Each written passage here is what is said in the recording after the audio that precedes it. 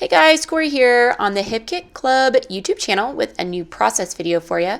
Today is a product focus day and I'm going to be focusing on using pattern papers in my design.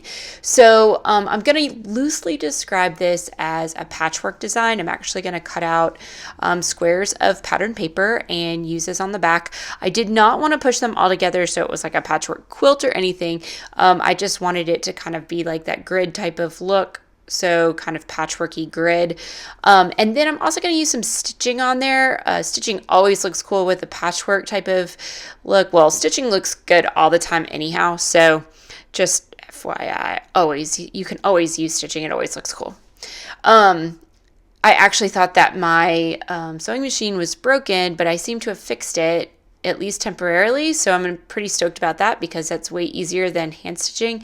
Plus, honestly, I love the look of machine stitching, just kind of like on the page, and I feel like it comes out a little bit messier than hand stitching. Hand stitching kind of is really neat, and I love it, but it takes a lot of time, and it's also a little bit too clean. Typically, I like it to be a little bit crazy. So, anyhow. So I'm cutting out these strips of paper. These strips are actually 1¼ inches by 1¼ inch. And I just cut out all of those strips. I've got them on here. I'm trying to do it all at once to make it go a little bit faster.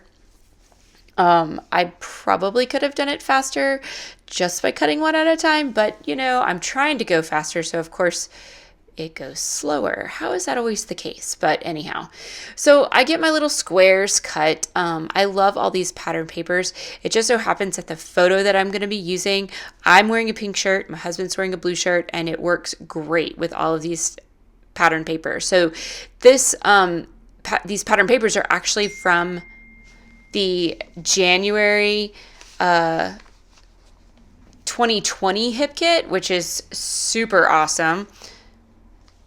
I love getting to play with new materials, and so I was really excited to see these. Plus, we're back into nice springtime colors, which is so beautiful and so happy.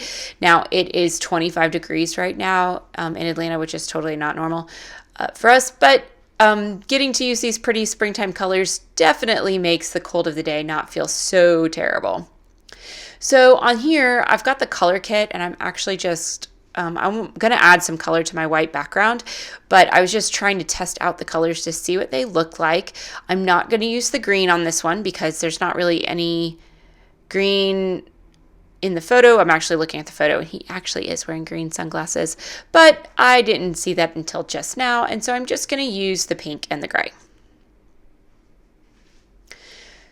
So I don't use a lot of pattern paper for backgrounds. Every now and then I will, but it's pretty rare and far between. I actually did, I think, in the last couple of weeks because I was scraplifting Missy, and that was a lot of fun.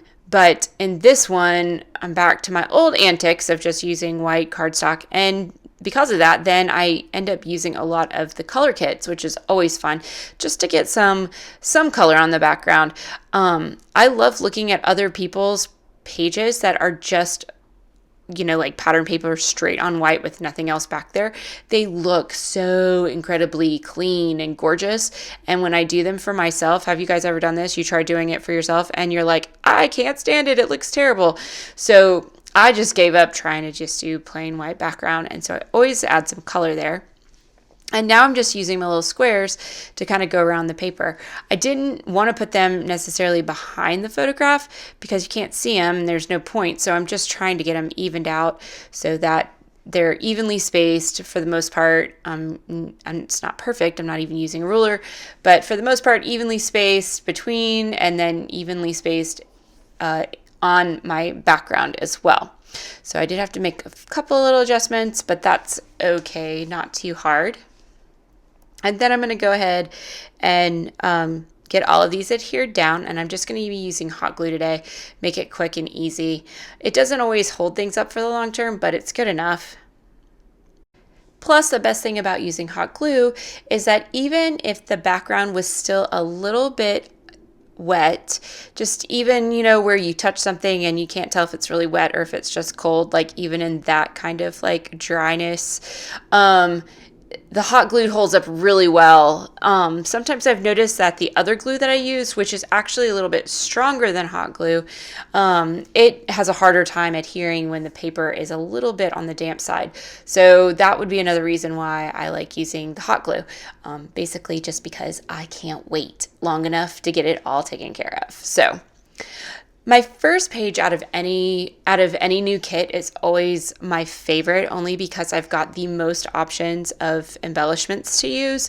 And so I had a hard time with this because I just had so many options, and I want to use everything, but at the same time I know I've got more pages than just this.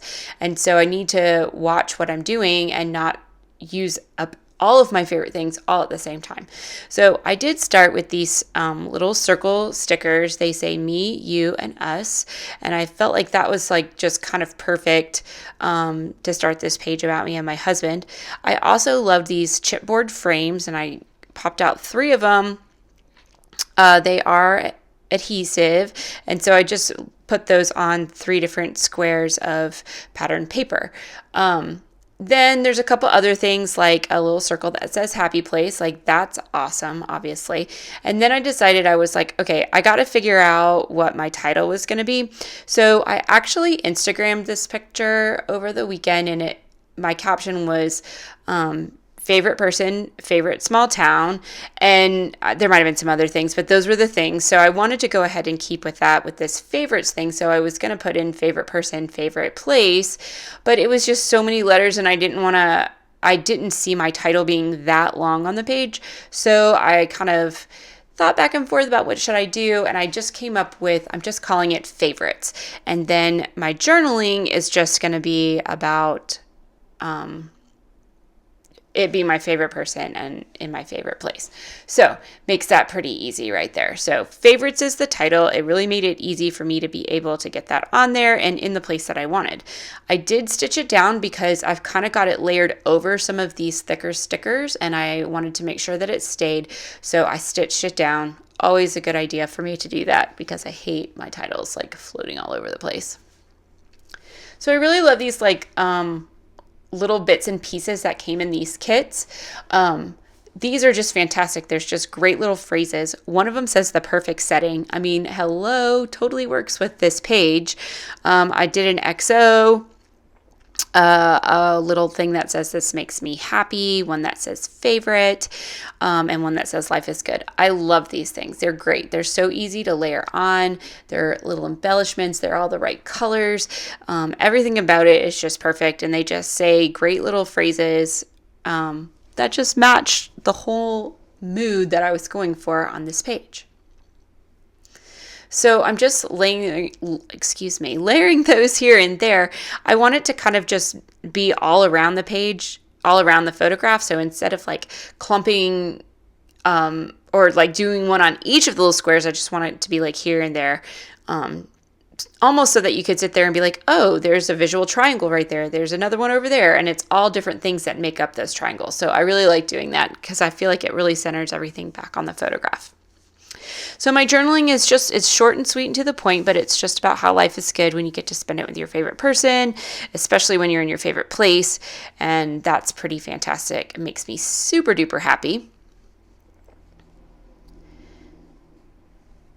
I did end up going back in and putting just a couple more words on there, just my husband's name and then also where we were. So, I didn't have to go back and put his initial on there. I do that with the kids, but I don't typically do that with him.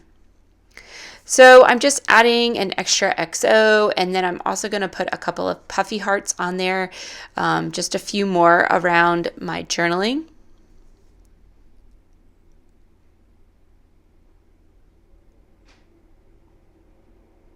And then guys, once those are on there, my page is done.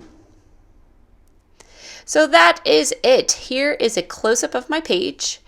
I'm so excited about the colors and everything, and all the new products. So you guys, thanks so much for watching, and make sure you head over to the Kip Kits shop and pick up a kit for yourself. Otherwise, thanks for stopping by.